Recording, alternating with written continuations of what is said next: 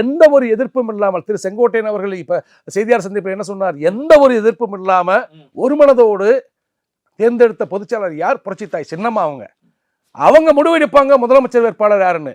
அவங்க முடிவெடுப்பாங்க தேர்தல் வியூகங்கள் எப்படி, எங்கெந்த தொகுதிக்கு எப்படி வேட்பாளர் போடணும்னு. ஏன்னா தொடர்ச்சியா வெற்றியை சசிகலா சொல்றத ஓபிஎஸ் கேட்பாரா, டிடிவி தினகரன் கேட்பாரா, செங்கோட்டையன் கேட்பாரா அப்படிங்கிற ஒரு சூழல் இருக்கும்போது அதுக்குள்ள வந்து ஒட்டுமொத்த அதிமுக தொண்டர்கள் சசிகலா சொல்லக்கூடிய நபர் தான் அதிமுகவினுடைய முதல்வர் வேட்பாளர்னா யார் கேட்பா முதல்ல? அதுதான் சொல்றேன். சின்னம்மா அதாவது தாய் சொல்ல தட்டாதன்னு சொல்றாங்க. நான் ஒரு விஷயம் சொல்றேன் கேளுங்க.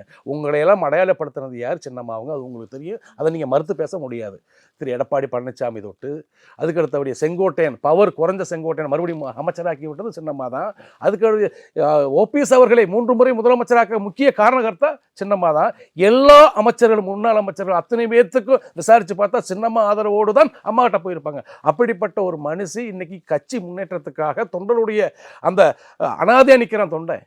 எந்த பக்கம் போக என்ன செய்யணும் அந்த தொண்டருடைய எண்ணோட்டத்தை சொல்லி அனைவரும் ஒன்று சேருங்கப்பா, நம்மளாம் உட்காந்து பேசுவோம். முதல்ல பேச்சுவார்த்தைக்கு வாங்கன்னு சொல்லும்போது ஒரு தாயோடைய உங்களெல்லாம் வளர்த்து விட்ட அந்த தாயோடைய பேச்சை கேட்கலன்னா எப்படி இது நாள் வரைக்கும் நீங்கள் நாசமாக போனீங்களோ இனிமேலும் நாசமாக போயிருந்தா நான் சொல்கிறேன்.